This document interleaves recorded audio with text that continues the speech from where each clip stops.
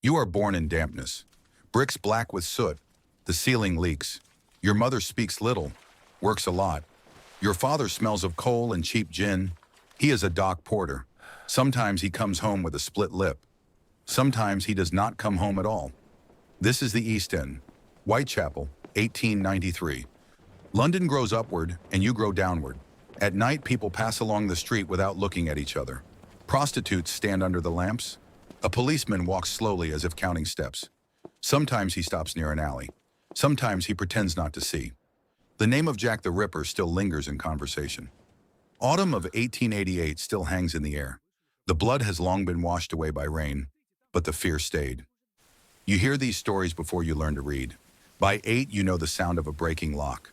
Not from books, from nights. The neighbor upstairs breaks into shops. Old Jimmy works with a crowbar and a thin hook. Sometimes he brings bread, sometimes a watch, sometimes a silver spoon. In 1899, the Boer War begins. Newsboys shout about victories of the British Empire. On your street, nothing changes. Only more men disappear. One winter, you stand by the Thames docks and watch the warehouses. Huge doors, heavy locks. Inside, crates, cloth, tobacco, metal. You are still a child, but you already look not at the goods. You look at the locks. You grow fast. Hunger speeds up children. By 12, your eyes are already adult. You know where they give soup, where they give a beating, and where coal can be stolen when nobody's looking. In the morning, you carry sacks on Brick Lane. In the evening, you work pockets on Whitechapel Road. Your hands become light. Fingers work faster than the head. A useful skill. In 1901, Queen Victoria dies. Newspapers write about the end of an era. On your street, only the portrait in the pub changes. Now Edward VII hangs on the wall. Old Jimmy notices you early. You stare too long at doors, not at signs, at hinges and keyholes. He gives you your first tool, a thin steel wire bent at a strange angle. No lessons. He simply puts a crate lock in front of you. You twist, press, break 2 hooks. On the 3rd try, you hear the click. A small sound, but it stays in your head. 1902. At the corner of Commercial Street, police grab a gang of pickpockets. 5 are pushed into a wagon. Old Jimmy spits. Pickpockets are noise, fuss. Locks are different. Money sleeps behind metal. By 15, you are no longer a boy with a wire. You have a kit, a small cloth roll that smells of oil and iron, hooks of different shapes, a thin pick, a flat shim, a short steel wedge. You carry them in your boot. Old Jimmy teaches a rule. A lock is not metal. It is a habit. Any mechanism is made by a man, which means it has a weakness.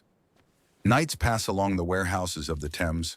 Dogs bark, ropes creak, water slaps the stone of Wapping Quay. You listen to the city the same way you listen to a lock. 1905, a new police station opens on Lehman Street. Scotland Yard detectives start walking the docks more often. Several old safecrackers disappear after night raids. You remember another rule? The real tool is patience. At 16, you begin working alone. At 17, you open your first safe, small, office type, in the bookkeeping room of a wool warehouse near St. Catherine Docks. The lock fight's almost an hour. When it finally yields, the sound is soft, almost respectful. By 20, you are known, not by name. In this trade, names are unnecessary. They know you by the work, by quiet doors found open in the morning. You move from warehouses to offices, from offices to small banks. 1908, London hosts the Olympic Games. Newspapers scream about records. That same summer, you open a safe on Lombard Street.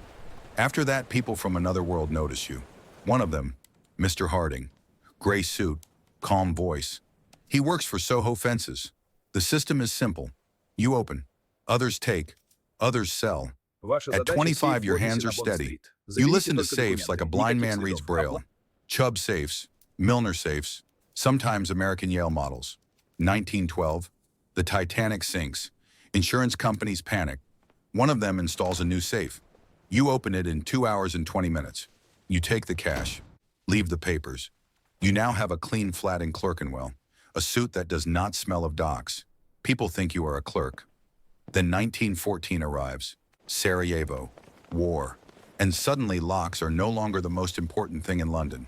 The war makes the city nervous. Guards multiply. Safes grow heavier. 1915. German Zeppelins bomb London. You kneel in front of a safe while the sirens howl. The lock almost gives, but the price of the trade starts to grow. 1917, London looks tired. Soldiers limp home. Others never return. Banks install stronger safes, thicker steel, double mechanisms. 1918, the Spanish flu spreads. Streets smell of disinfectant. You open a safe on Cannon Street while half the city coughs itself to death. A month later, the war ends. The city celebrates. You stand aside. Police return to their desks. Old cases reopen. Your work is somewhere inside those files. By 1920, London has changed again. Cars, telephones, faster police. A bank alarm brings officers in minutes. Your craft depended on time. Now time belongs to someone else. 1923. Scotland Yard builds a department for bank burglaries. Fingerprints, records, files. One night in 1924, you kneel before a safe in an insurance office near Holborn. Your fingers slip. For the first time, the sound of the lock does not excite you. It is only a sound. You close your tools and disappear. Years later, criminals sometimes speak about an old safecracker from the East End who could open a chub almost without noise. No one remembers the name. In this trade, that is the best ending. You simply stop existing.